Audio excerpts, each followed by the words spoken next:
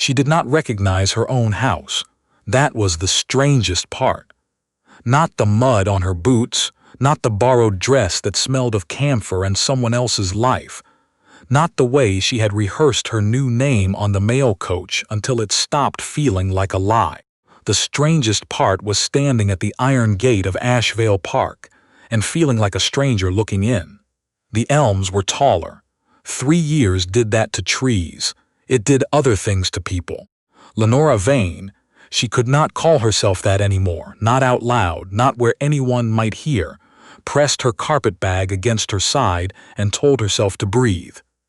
She was Nell Price now. Nell Price, 22 years old, formerly employed as a lady's maid in Shropshire, seeking a position as housemaid. She had references. They were forged, but they were very good forgeries. Her former governess had seen to that, and had wept while doing it, and had made Lenora promise to be careful. She had promised. She was not sure she was keeping it. The house looked the same from the outside. 3 stories of pale limestone, the south wing with its bank of tall windows, the kitchen garden wall just visible beyond the east corner.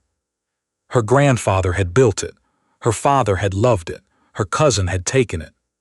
She rang the servant's bell. The housekeeper, Mrs. Burnett, was a broad-shouldered woman with careful eyes and a voice that did not rise when she was displeased. It dropped, which was somehow worse. She looked at Lenora's reference letter for a long time without reading it aloud.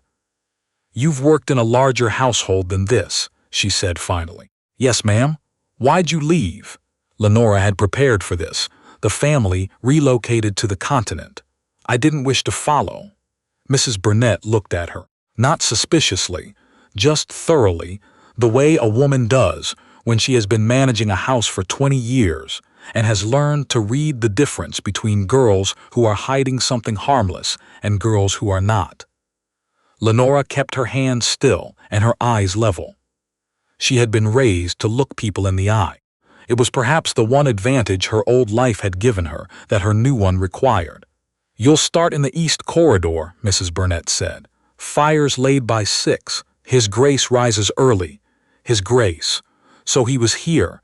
She had not been entirely certain. She had heard things, fragments, rumors passed through the solicitor's office, where her second cousin had let slip, in front of a clerk who owed a mutual acquaintance a favor, that the Duke of Aldenmere had returned from the continent 3 months ago, that he had not yet left for the season, that he was, as one letter described it, not himself. She had banked on that. She needed him not quite himself. She needed him distracted enough that he wouldn't look too closely at a new housemaid with her head down. What she had not accounted for was seeing him the very first morning. She was laying the fire in the library, her second fire of the morning, her hands still clumsy with cold, when she heard the door open behind her. She did not turn. Servants did not turn when someone entered a room. She had learned this from the servants of her own household, years ago, watching them from the other side of things. "Leave it." His voice was quieter than she expected. She had met Lord Edmund Calcott, the Duke of Aldenmere, twice before, years ago, at county assemblies. He had been the sort of man who filled a room. Tall, assured, laughing at something, always surrounded. He had a younger sister who was a friend of her cousin Beatrice's, which was how she had come to be introduced. She remembered thinking he was handsome in the way that very confident men sometimes were, meaning the confidence did the work. She stood. "I said leave it. Not unkind, just tired.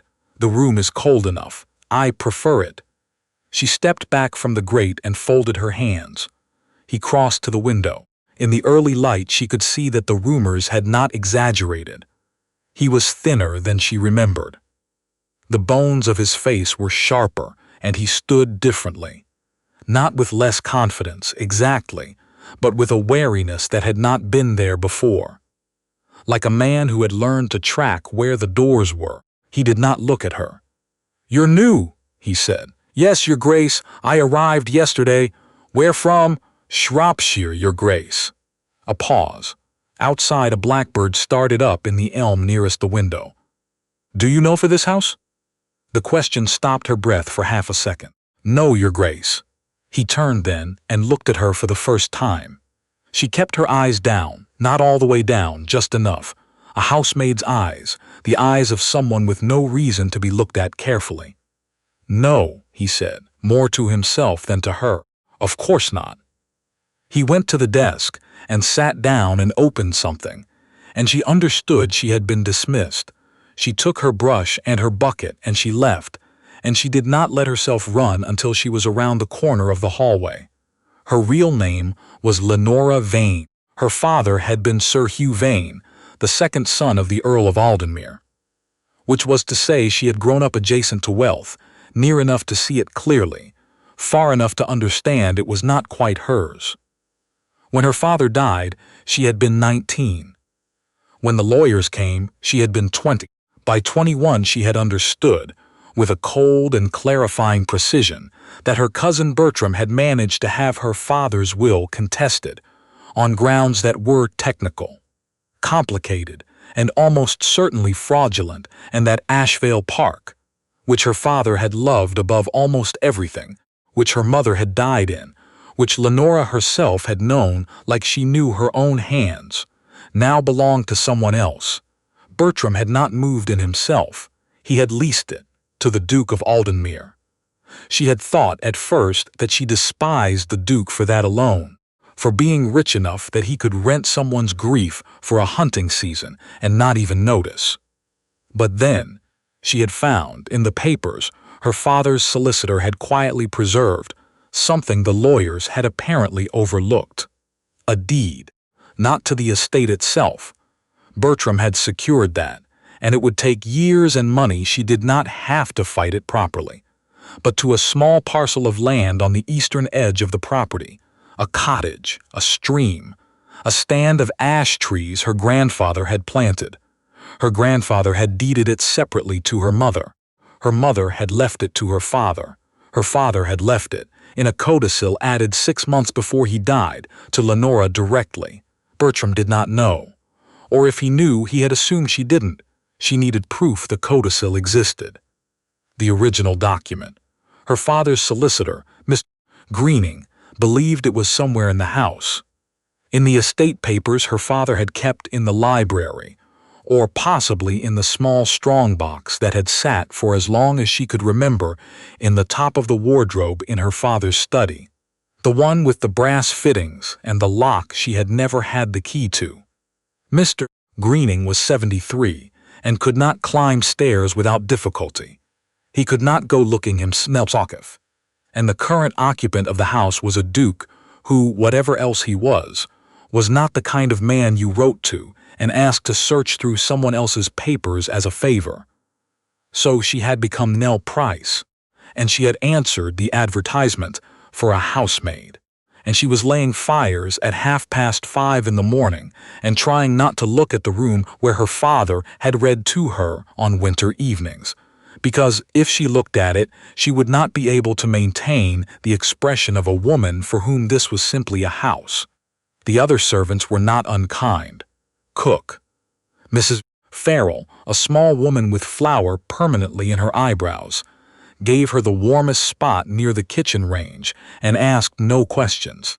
The footman, a young man named Peters, who was clearly in love with one of the upstairs maids and equally clearly had no idea what to do about it, showed her where the extra coal was kept without being asked. Only the lady's maid, a woman called Stokes, who had apparently come with the Duke from his London house, watched her with mild practiced suspicion. "You have good hands," Stokes said one evening, watching Lenora mend a tablecloth. "Too good for housework." Lenora did not look up. "My mother was particular about needlework." Stokes said nothing else. But she kept watching.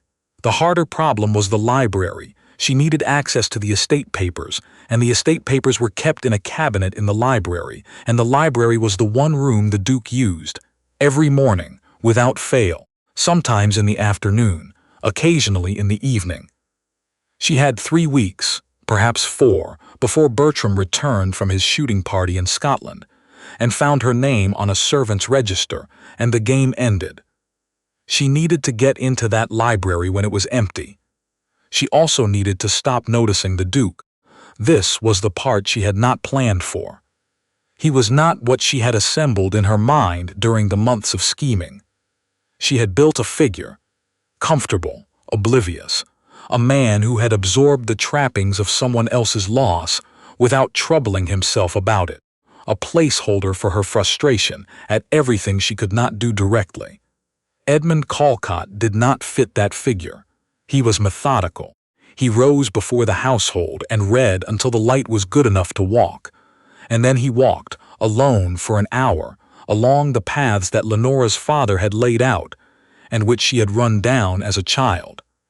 He came back quieter than he had left. He ate his meals without complaint and made no excessive demands, and when Peters broke a piece of the good china and went white with it, the Duke looked at the pieces on the floor for a moment and then said, "It doesn't matter," in a tone that suggested he meant it. He did not entertain. He had no visitors. Mrs. Burnett mentioned to Cook that his Grace's former fiancé had written twice and received no answer. Cook made a sound that could have meant anything. Lenora filed this away and tried not to think about it. Once she was polishing the banister on the upper landing when he came up the stairs with a book under his arm and stopped on the step below her to let her pass. She moved aside. "Thank you," he said. Housemaids were not generally thanked for moving aside on staircases. She looked at him before she caught herself. Not long, just a flicker. But he had already looked away, and she could not tell if he had noticed. She found the strong box on a Thursday afternoon in October. It was no longer in the wardrobe. Someone had moved it. Not far, just to the bottom shelf of the linen press in the adjacent dressing room, the kind of relocation that happened when a new tenant arrived and rearranged without looking closely at what they were moving. She found it while she was replacing the lavender sachets, and her heart did something sharp and physical when she saw the brass fittings. She had 10 minutes, perhaps 15, before Stokes came looking for the extra pillowcases. The lock was small. Her hairpin was smaller. Her father had taught her to pick that lock when she was 12 years old, as a game, laughing in the study on a rainy afternoon. "What if you need to get in and I'm not here?" he had said, which had seemed funny at the time. She had the box open in 40 seconds. Inside, letters, some folded papers, a small miniature portrait of her mother she had not seen in 3 years, and there, at the bottom, a sealed envelope with Mr. A. Greening, in the event of my death written on the outside in her father's hand. The codicil, it had to be. A copy, at least, a version he had kept for himself. She was reaching for it when she heard the door open. Not the dressing room, the bedroom. She closed the box with both hands and pressed herself against the linen press and tried to breathe through her nose. Her father's miniature was still in her hand. Footsteps crossed the bedroom, stopped. "Is someone in there?" The Duke's voice. She thought, with extraordinary clarity, this is where it ends. She stood up. He was in the doorway, with his hand on the frame, and he looked at her. At the strong box on the shelf, at the hairpin still on the floor beside her foot, at the miniature in her hand. And his expression did not change in the way she expected. It changed in a way she didn't. He looked at the miniature, then at her face. "That's Lady Vane," he said. She said nothing. "I know that portrait. It hung in the gallery here until the new owner's agent came to take inventory." He paused. "He didn't take it. I had Burnett put it away." Lenora's throat was doing something complicated. "Who are you?" He didn't say it like an accusation. He said it like a man who had already begun to guess and was giving her the courtesy of answering herself. "My name is Lenora Vane." She heard her own voice say it and felt something loosen in her chest. "Sir Hugh was my father." The silence lasted a long time. "You came back for what he left you," the Duke said. "There's a document. I believe it's in that box. My father's solicitor. I know who Greening is." He came into the room properly then, and she braced herself, and he walked past her to the shelf and looked at the strongbox. I found these papers when I arrived.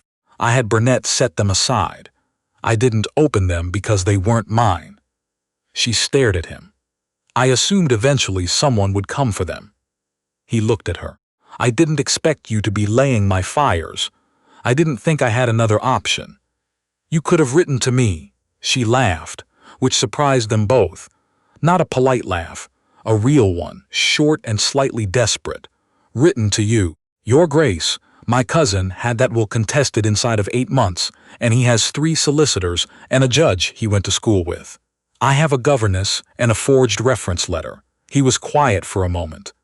Open the box, he said. Find what you need. She stared at him. Miss Vane. His voice was patient. Open the box. The codicil was there. 2 copies, in fact, one in her father's hand, and one that appeared to have been witnessed and countersigned by Greening himself, which meant it would hold up. She sat on the floor of the dressing room with the papers in her lap and her father's handwriting in front of her.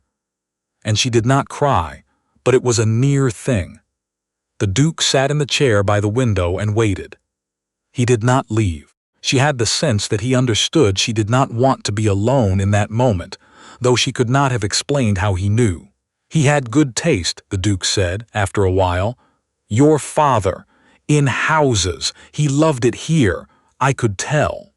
A pause. The paths in the garden. Someone laid them out who knew which light was best at which hour. The bench at the east end of the kitchen garden faces exactly where the light falls at 4 in the afternoon in autumn. He looked at the window. I've sat there most evenings since September. She didn't know what to say. She had sat there too, in another life, with a book, with her father's dog leaning against her legs. Your cousin, the Duke said, is not going to accept this quietly. I know. Greening won't be enough on his own. You'll need someone who can pressure the right people. He said it carefully, like a man who is offering something and wants to be sure it's understood. I know several of them. She looked at him. I'm not a charity case, she said. No, you broke into my dressing room with a hairpin. That's not the behavior of a woman who needs charity. Something shifted in his expression. It's the behavior of someone who knows what's hers and intends to have it. She did not become Nell Price again after that evening.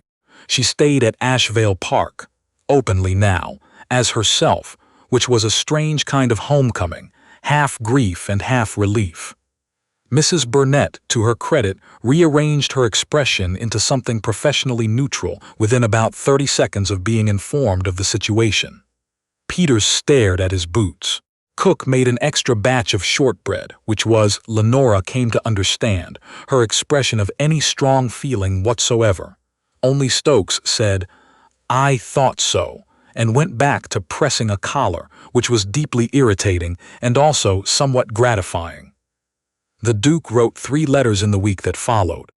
One to his solicitor in London, one to a friend of his who sat in the House of Lords and had a long memory for certain kinds of procedural irregularity, and one, which she did not see and was not told the contents of, that apparently reached Bertram's solicitors and produced, within a fortnight, an extremely panicked response.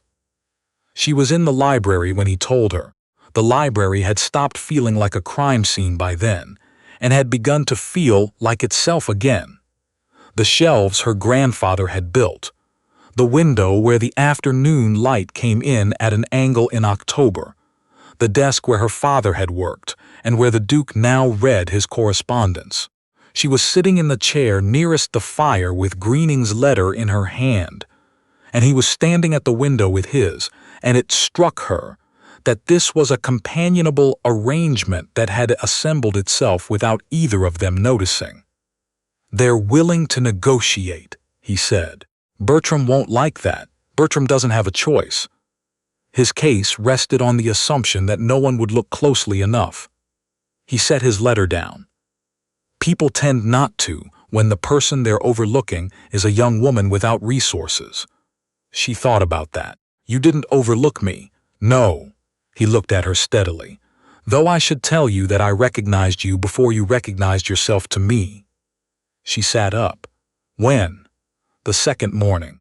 You were lighting the fire in the east corridor, and you paused in front of the portrait of the third Earl, the one by the north window, just for a second. The way someone does when they've looked at something all their life." He paused. "Your father had the same eyes as the third Earl, and you have the same eyes as your father." She processed this. "You let me go on with it," she said. "I wanted to see what you were after. And then, when I had some idea—" He stopped, started again. "Greening had written to me, actually, in September. He didn't name you, but he intimated that there was an interested party. I should have written back sooner." She stared at him.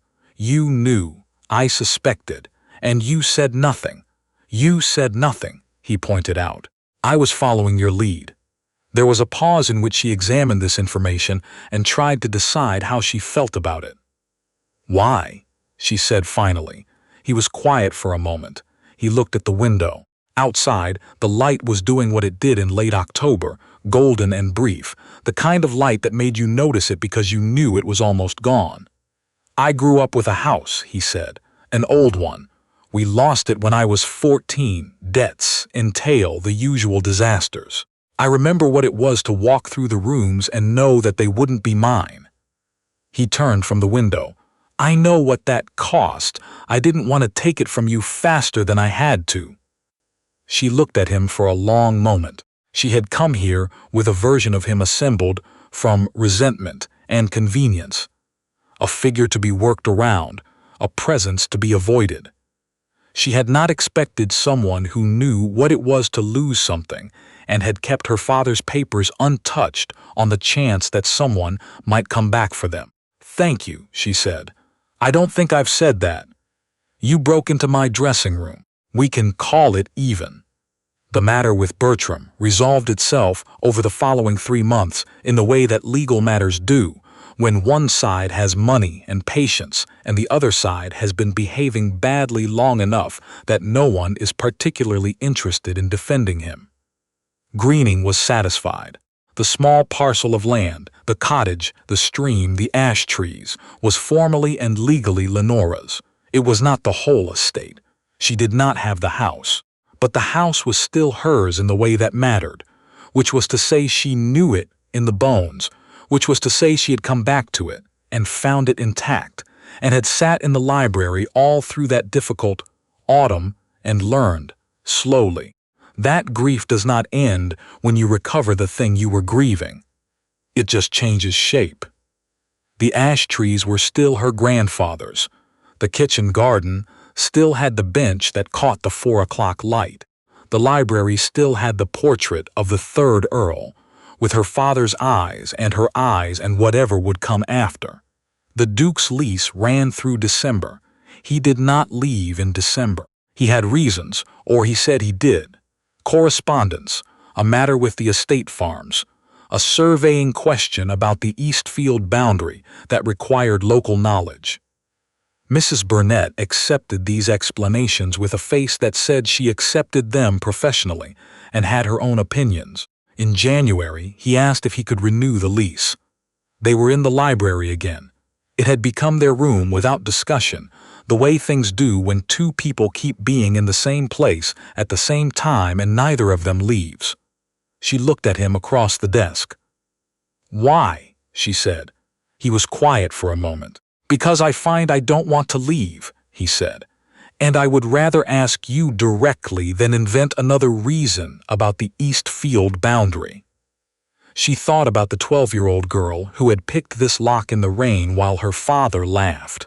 She thought about the woman who had forged her way back to the servants' entrance of her own house with a hairpin and a borrowed dress. She thought about all the rooms she had carried in her memory for 3 years, and about the way it felt to sit in this particular one at this particular hour, with the fire behind her and the light coming in low and golden through the west window.